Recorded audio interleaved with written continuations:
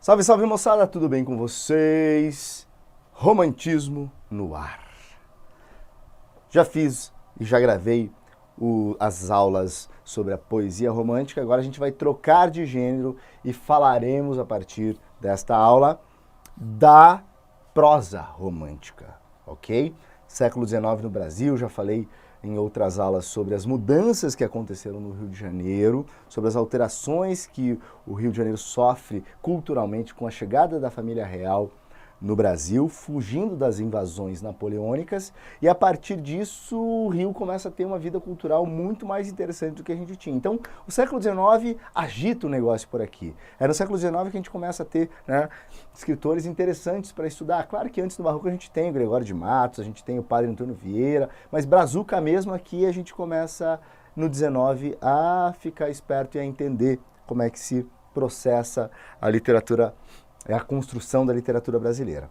Beleza? Tá aqui já algumas informações para vocês, né? Rio de Janeiro, a corte, a imprensa.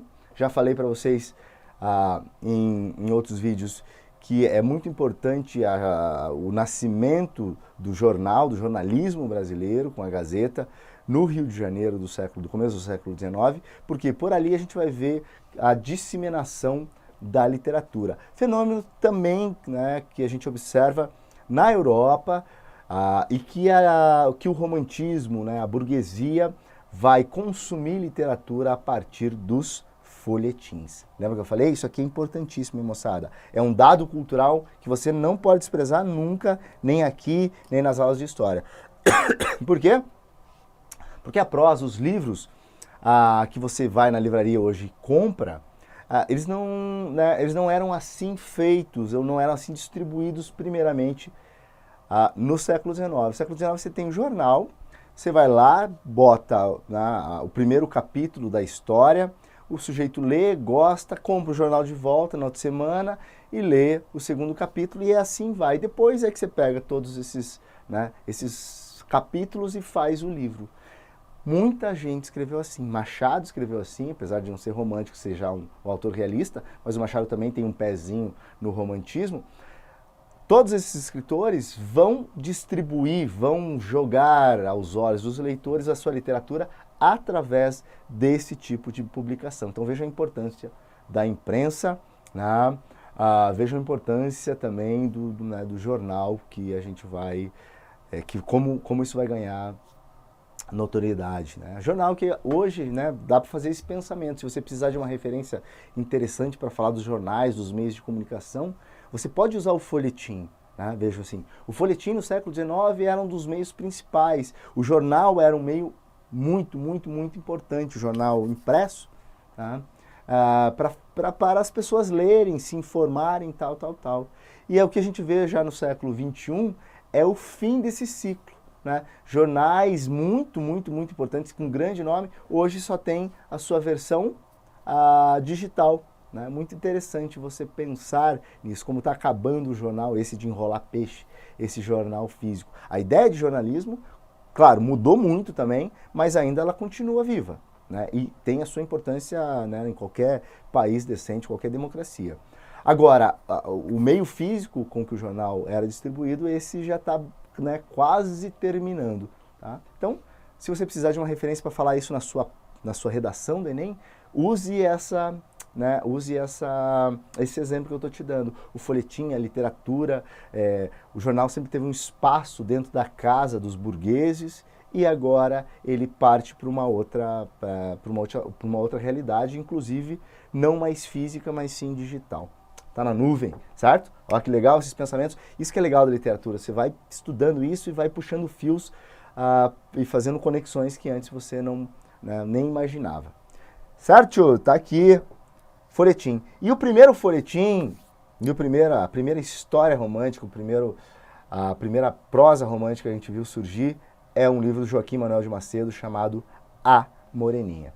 Características dessa literatura, moçada, uma literatura muito doce, muito palatável, principalmente pensando nas mulheres. O folhetim é um protótipo dinossauro das novelas. A narrativa do folhetim é muito parecida com essas novelas que a gente tem hoje, da Globo, do SBT. Aquelas do SBT é muito louca, né, cara? Aqueles caras falando, conversando, e daí tem a dublagem parece que às vezes não tem nada a ver com o que o cara tá falando. E tem novela do SBT, e outros canais, que o cara tá falando, mas parece que tá dublando. A novela é brasileira, você fala assim, pô, mas tá dublado esse troço? Que parece que o som fica meio desincronizado. Olá, Maria Rosalice, você está maravilhosa hoje, muito bela. Os seus trajes, sua maquiagem, né, tudo resplandece. Parece que o som não é do cara, velho. É um troço muito estranho. É ou não é? Assiste lá uma novela do SBT. Eu tinha uma tiazinha, freira, que ela não perdia uma novela, mas ela gostava dessas novelas lá do B, velho. Tipo, SBT, Record, os canal que não existe mais, né? Uns canais assim proibidos já, porque ninguém vai naquele lugar. Mas eu descobri alguém que vai, é minha tia, né? Minha tia-avó. E ela adora essas novelas. Põe na Globo, ela acha, né? Globo não é legal. Legal é essas, né? SBT e tal. Eu falei, pô, tem gente que assiste esse troço, velho. As narrativas do folhetim tem muito desse troço palatável, das reviravoltas do amor, né? Das tensões, dos inimigos e tal. E no final, o que tem? Final feliz. Outra grande característica também do romantismo. Final feliz. Pô, professor, então é tudo ruim as narrativas do romantismo? Não. Eles têm essas características, mas eles vão variar, de livros melhores, livros piores e tal. Mas a gente tem que perceber. E vejam, moçada, quando a gente está falando de literatura e está estudando literatura, a gente não está aqui para saber se é bom ou se é ruim. Por quê? Porque o Enem, e claro, isso é muito legal do Enem, e as aulas de literatura servem principalmente para a gente ver através da literatura. Então a gente não quer saber se livrinho é bom, se livrinho é ruim, se neguinho gostou, se ninguém não gostou, se aprova, se não aprova. A gente quer saber, através desse texto, o que a gente pode ver do cenário cultural brasileiro. Né? Que lações, que conexões a gente pode fazer com o Rio de Janeiro do século XIX. Isso que é importante nesse tipo de literatura. Tá? Então, claro que é muito mais legal quando você gosta do livro, quando você pira no autor, quando você gosta das ideias do cara. Essa é a literatura que você vai ler para a vida. Aqui a gente está estudando e ganhando experiência de leitura. Tá? Então, presta atenção nisso. Aula não é para você gostar ou não gostar de autor, é para você conseguir ver o contexto dele e através de excertos, através da leitura dele, você conseguir ver o nosso Brasil se formando. Porque, volto a falar, uma das principais questões que o Enem levanta na literatura, na história, na sociologia, é a formação da identidade do Brasil. Tá? E aqui no 19 a gente já está pensando muito nisso. Bom, classificações do romance romântico. O urbano, indianista, regionalista, histórico e baironista. O urbano vai tratar de temas sociais, né? A vida na corte, que está rolando ali no século XIX, a representação das classes mais ricas, mais abastadas, ok? A indianista, lembra que a gente viu a indianista na poesia? Aqui é basicamente a mesma coisa. Encabeçado por José de Alencar, o grande nome do romantismo brasileiro, a gente vai ter a formação da nacionalidade através da figura do índio. E a literatura regionalista, ou sertanista, tem dois nomes aqui, representação das várias regiões do país. Pensa só, o Brasil não tinha um recorte muito certo. O Brasil estava formando as suas fronteiras, arrumando a casa ainda. Um autor como José de Alencar vai explorar os vários rincões do Brasil, os vários lugares. Porque a literatura estava muito concentrada onde? No litoral. Rio de Janeiro, certo? Bahia, Recife, São Paulo e olhe lá. O que o José de Alencar propõe, né, e outros autores também propõem, que a gente que a gente faça um retrato dessas outras, dessas outras paragens, dessas outras paisagens. Claro, essas paisagens sempre serão idealizadas, né? Eu gosto muito de comparar, e isso é interessante também você pensar, o romantismo, certo? O sertanismo romântico, tá? Com o regionalismo dos anos 30, de 1930, já lá com o nosso Jorge Amado e todo o time ali do regionalismo de 30. Se aqui a gente está, né, no século XIX, apresentando o Brasil, as paisagens, a beleza natural, tal, tudo é muito idealizado. Em 1930, né, o sertão vai ser explorado também como paisagem, mas aí com um viés crítico, com um viés muito mais crítico. de falar da seca, falar da pobreza, falar do puxa vida, professor, calma aí. Do analfabetismo que graça por aquelas paragens, certo? Então, fique esperto, é legal comparar esses dois regionalismos. Regionalismos! Opa! Calma aí. Deixa eu me arrumar, deixa eu me concentrar. O regionalismo do romantismo e o regionalismo depois do modernismo. Quando eu chegar lá no modernismo, eu vou falar também, né, sobre essa diferença e você vai entender muito bem. Valeu? Ó, histórico, representação dos primeiros portugueses no Brasil. E por fim o baironista, né, que fica muito a cargo do Noite na Taverna, do Álvares de Azevedo, que vocês já conhecem lá da poesia da segunda geração romântica. O cara do exagero, das mulheres brancas, tá, dos vampiros e loucuragem total. Vamos que vamos. Bom, vamos falar um pouco então, en passant, rapidamente, da Moreninha, do Joaquim Manuel de Macedo. Bom, já falei que é o primeiro romance romântico, né, e a historinha é basicamente o seguinte. Augusto é o nosso protagonista. O Augusto tá lá, meio cabisbaixo, né? Os amigos querem dar um up no Augusto. Falam assim, ô Augustão, velho de guerra. Seguinte, meu, vamos fazer uma viagem aí e tal, né? Pro litoral, ver se a gente arranja umas minas. Bicho, tô meio cabisbaixo aí, os amores não estão acontecendo e tal. Vamos, Augustão, vamos. E um amigo dele, o Felipe, faz uma aposta ao Augusto. Fala assim, rapá, se você se apaixonar no fim deste final de semana, na praia, você vai escrever um livro, uma história sobre isso. E é isso que a gente tem na mão. Essa história, né, adocicada, romantizada, idealizada, que é a Moreninha. Bom, eles chegam lá na casa da tia do Felipe e ele vai conhecer uma menina chamada Carolina. Cacauzinha, como eu gosto de chamar ela, né? A nossa Moreninha. Ele bota os olhos nela e já fica interessado. Fala, pô, gata, velho, né? Dá um caldo, já é bonita e tal, né? Dá uma especulada, conversa com ela e ela também mostra um certo interesse nele, rola aquele lance, aquela troca de olhares, aquela roçadinha de cotovelo e oba-oba, e oba-oba pra cá, oba pra lá. Tem um jantar, estão ali. E a Moreninha também gosta de fazer um tipo. Vocês vão ver lá, se forem ler, né, ela faz um tipo, ela, né, dá uma engraciada nas coisas. Lá pelas tantas, o cara chama na chincha a Moreninha. Fala, ô Moreninha, é o seguinte, você tá vendo que eu gosto de você, tô aqui apaixonado, ela também e tal. Mas daí ele fala, mas tem um problema, porque sempre tem um problema nos romances românticos, né? O amor sempre tem que ser difícil, né, para ser bonito, para ser idealizado. Daí ela fala assim, mas qual o problema? Né? O que está acontecendo, Felipe? É que eu já estou prometida, eu já estou prometido o meu amor para alguém. E aí ele vai contar uma história para ela da infância, né? Um dia que ele estava na praia, tal, ele conhece uma menina, os dois se encantam um pelo outro, eles são crianças, então, ó, veja, um amor infantil que vai repercutir na idade adulta. E ele pergunta, ele pega um camafeu, uma moedinha assim, né? E ela pega um camafeu que ela usa, pau, e dá o camafeu para ele, né? Você pensa, ups, senhor, que história é essa, né? Dá o camafeuzinho para ele. Ele fica assim, né? Eu vou guardar isso aqui até o final da minha vida, lhe serei fiel, né? O meu amor é seu. Bom, os dois se separam, né? São crianças, nada a ver, mas ele vive com um pensamento nessa garota. Nesse momento, Cacauzinha, Carolina, Moreninha começa a chorar. E ele pergunta, mas por que você chora? Ela fala assim, porque foi a coisa mais linda que eu já ouvi. Eu sou essa menina. Eu sou essa menina.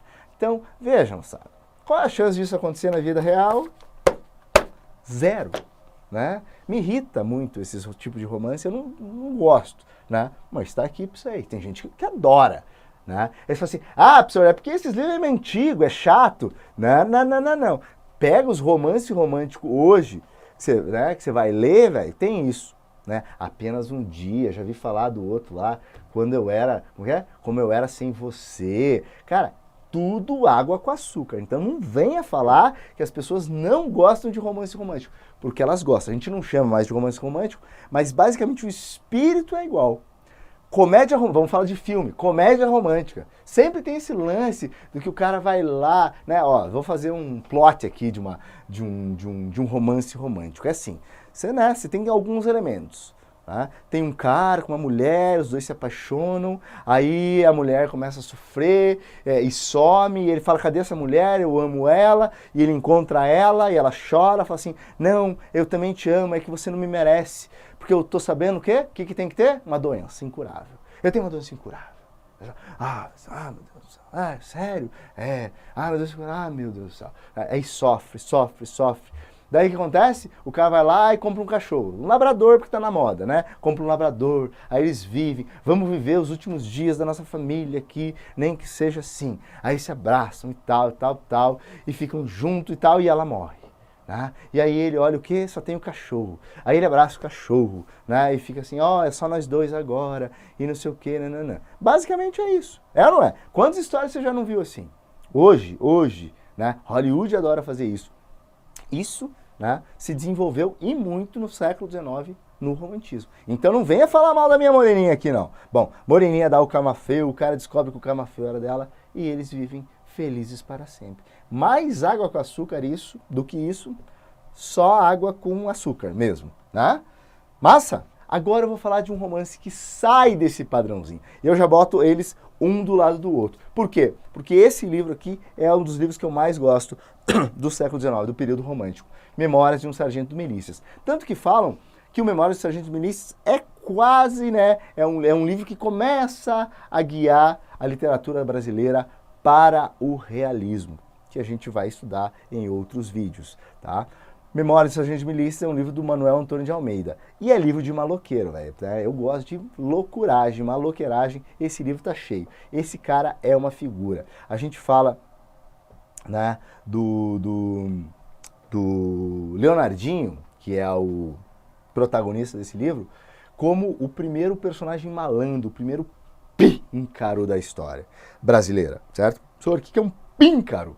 Píncaro é justamente isso, né? Um malandro, ok? E o nosso Leonardinho é esse personagem. Leonardinho, né, quer dizer, o livro começa, o narrador falando assim, era no tempo do rei. Que rei é esse? Dom João VI. Já contei essa história para vocês em outros vídeos, né? Dom João VI que vem fugido da invasão napoleônica para o Brasil.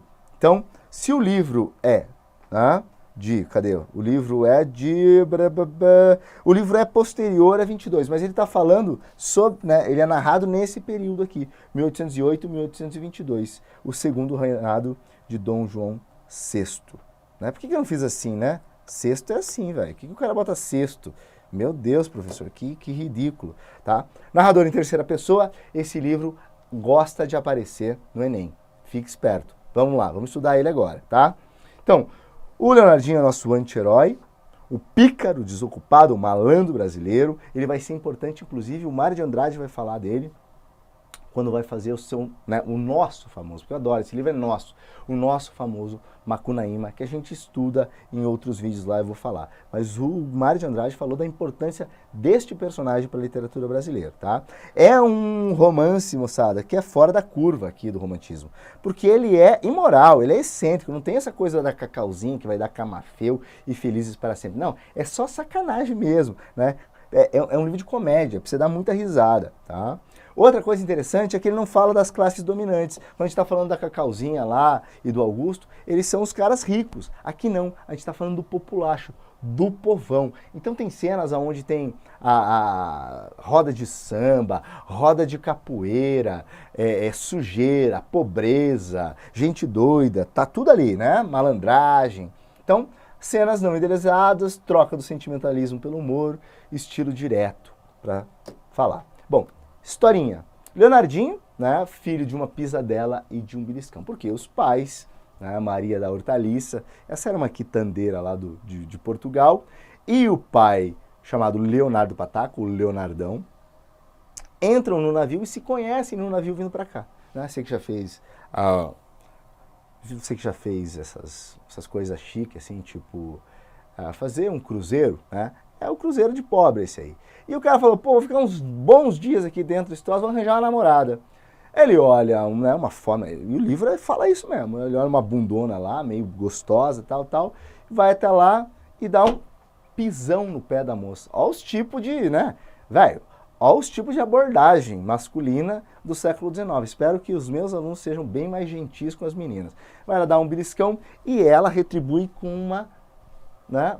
Desculpa, dá uma pisadela e ela retribui com um beliscão na mão dele. E daquela pisadela e daquele beliscão, os dois falam assim, não tem nada que fazer, né? Né? Vamos transar, certo? Vão lá os caras, ficam transando, e ela já chega no Rio de Janeiro enjoando, vomitando. Está grávida. Dessa cena linda, romântica, você está vendo que eu estou ironizando, nasce o nosso herói, Leonardinho. Leonardinho é Loki, velho. Muito Loki. Chora pra cacete, caga. Criança, né, velho? Fica cagando, fudendo com a vida dos pais. Só faz merda, piá. Lá pelas tantas, o pai vai... Desculpa. A mãe do Leonardinho se apaixona por um almirante, capitão do navio, e vaza do Rio de Janeiro. Abandona. Aí você vai falar, pô, professor, mas e o Leonardinho? O Leonardinho se fudeu, ficou lá, e quem cuida dele é o pai. Só que o pai também não tem muita paciência, o Leonardão. Então você vai ver que eu vou falar Leonardinho e o Leonardo Pataca, que é o pai, tá? Então não confunde. Tem um pouco da história dos dois. Quem gosta do Leonardinho, quem meio que adota ele, é o barbeiro, certo? O barbeiro e também um pouco a madrinha o protege, tá? O barbeiro é um cara assim que, né, ele tem uma história engraçada lá no meio, tal, mas ele meio que se apaixona por esse moleque porque ele não ia poder ter filho. E faz tudo para esse moleque tomar jeito. Bota ele para estudar com os padres, mas o Leonardinho é expulso. Acha que o moleque vai ser médico, acha que o moleque vai ser advogado, acha que o moleque vai ser alguma coisa na vida. E claro, nunca dá nada, tá? Mas ele vive defendendo o Leonardinho. Você sabe quando você defende muito uma criança, tende a ela ficar mimada e só fazer besteira. O nosso barbeiro fez muito disso. E o Leonardinho só fez zona o resto da vida. Ele se apaixona pela Luizinha, né, que é uma paixão do Leonardinho, com quem ele se casa. Tem a história do José Manuel, que é o pretendente dela, e a Vidinha, que é a amante, né? Ela tem toda uma coisa muito sensual, meio cigana, assim, meio envolvente. E o Leonardinho vai trocando de amores, vivendo uma vida bacana. Não dá certo para trabalhar, né? Ele é chamado para trabalhar para arrumar a casa real, a despensa da casa real, mas acaba se envolvendo com uma outra mulher e expulsam ele de lá. É um bandalho, tá? Esse é o espírito desse livro e é muito bacana. Bom, para a gente fechar, né, esses vídeos, eu vou ler com vocês aqui um trecho. Sua história tem pouca coisa de notável. Fora Leonardo, esse aqui é o pai do Leonardinho, esse é o Pataca, né? E eu vou ler agora a cena quando eles estão vindo para o Brasil. Fora Leonardo, um algibebe em Lisboa, sua pátria. Aborrecera-se, porém, do negócio e viera ao Brasil. Aqui chegando, não se sabe por proteção de quem, alcançou o emprego de que o vemos empossado, o que exercia, como dissemos, desde tempos remotos. Mas viera com ele, no mesmo navio, não sei fazer o quê, uma certa Maria de Hortaliça, quitandeira das praças de Lisboa, saloia, rechonchuda e bonitona. O Leonardo, fazendo-lhe justiça, não era nesse tempo de sua mocidade mal apessoado, e sobretudo era maganão. Maganão é bonitão, né? Rapaz, vivaz, tá? Ao sair do Tejo, olha lá a cena, estando Maria encostada à borda do navio, o Leonardo fingiu que passava distraído junto dela e com o ferrão do sapatão assentou-lhe uma valente pisadela no pé direito. A Maria, como se já esperasse por aquilo, sorriu-se como envergonhada do gracejo e deu-lhe também, em ar de disfarce, um tremendo beliscão nas costas da mão esquerda. Era isto uma declaração em forma, segundo os usos da terra. Levaram o resto do dia de namoro cerrado. Ao anoitecer passou-se a mesma cena de pisadela e beliscão, com a diferença de serem, desta vez, um pouco mais fortes. E no dia seguinte estavam os dois amantes, tão extremosos e familiares, que pareciam sê-lo de muitos anos. Tá? Essa abertura que eu gosto bastante, acho engraçado, é um livro bem engraçado, bem cômico. Bom, vou deixar aqui uma dica para vocês, moçada. Já falei do Aprova Lendo, né? Vocês já estão super enjoados de eu falar disso, mas no Aprova Lendo, eu não sei qual o número, aí você vai ter que procurar no YouTube lá, tem um especial sobre esta obra. Eu gostaria muito que você fosse até lá, e lá a gente explorou mais, porque lá a gente tem mais tempo, obviamente, do que aqui nos vídeos, e lá a gente explorou profundamente, de forma bacana, esta obra. Então vale a pena dar uma passadinha lá se você ainda não conhece o Provalendo. Espero que a essa altura da vida você já conheça, que você já tenha compartilhado, contado para tia, pro tio, espalhado por aí, tá? E acesse essa obra e dê uma olhada. Ela é importantíssima para o Enem, por isso que eu fiz um vídeo especial para ele. Bacana? Fui! Valeu! Massa! Curte aqui a aula, fala o que você está achando, né? Manda um abraço para mim, que mais? Manda um beijo, um abraço, um valeu, tá? Tô aqui, quero interagir contigo. Faz isso, faz agora, vai, tô esperando, tô olhando para você, vai, faz, curte aí, fala comigo, fala, tá? Escreve o que você está achando. Muito obrigado, galera. Grande abraço. Cadê? Não consigo...